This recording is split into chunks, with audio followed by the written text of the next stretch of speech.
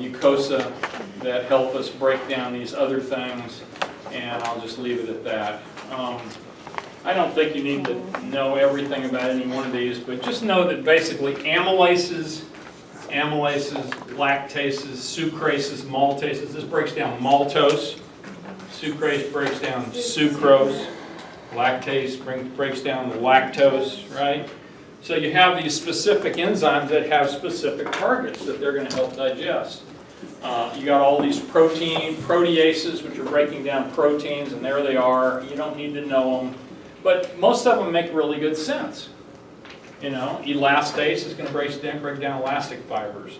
Pepsin from your stomach. Lingual lipase, pancreatic lipase. Nucleases are going to break down DNA and RNA, the nucleic acids.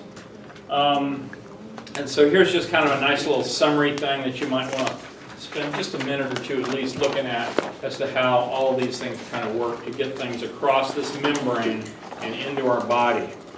Because remember, just because you ate it and put it down there and put it into your GI tract does not mean it's part of your body yet. Last 3 minutes I'm going to spend talking about water. Because the amount of water that we obviously, most all the water we take in through our mouth. And it gets digested just like everything else. But we also make, in the process of digestion, we make all these juices that go into our intestine, and it puts a tremendous amount of fluid into our bowel, most of which we then reabsorb back out, right? But just pay attention to this for just a second. Think about this slide here. This is in your book. You don't have to memorize the numbers, but I think it's interesting to get an overview kind of the fluid and how it all works. So let's just say we eat or drink 2,000 cc's of food a day. Food and drink. Okay? That's about 2 liters, obviously. Then we mix that with 1,500 cc's more of saliva, of spit. So we've got 3,500 cc's every day going down our esophagus. And then it gets into the stomach and we secrete another 1,500 cc's in there. So what are we up to now?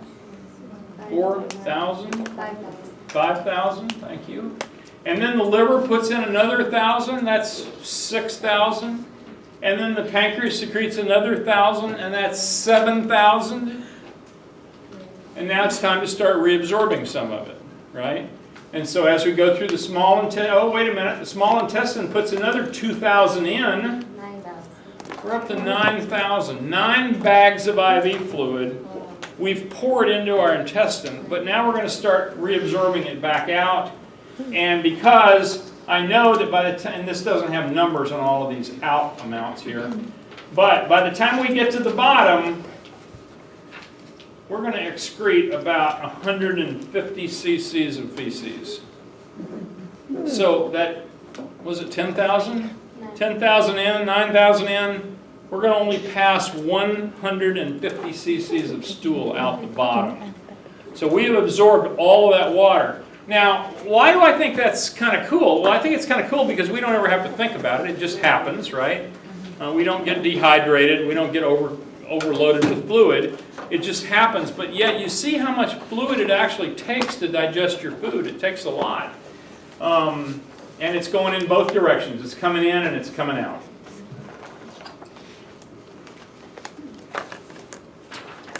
We will talk about the electrolytes a lot more in the next chapter, and then we'll talk about urinary system, and then we'll talk about fluids and electrolytes in another chapter, so we've got a lot of talking about this to do.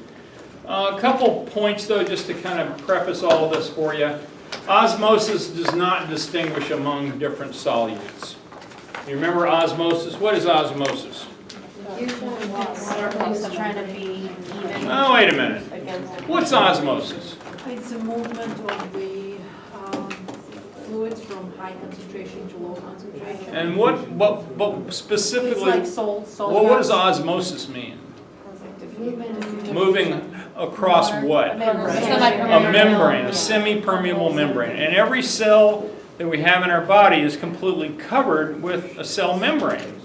And so all of these things that go into our cells and come out of our cells, they all do it based on osmosis. Now, we also have a few pumps in there that pump sodium in or pump sodium out or pump potassium in or out and so forth. But we've got to keep all these ions and this water stuff correct, and that's pretty much what we do. We're going to be learning about aldosterone, which is a steroid hormone from the kidney that controls sodium. We're going to talk about calcium ions, calcitriol, parathyroid hormone, so forth, that help control those things, and so forth.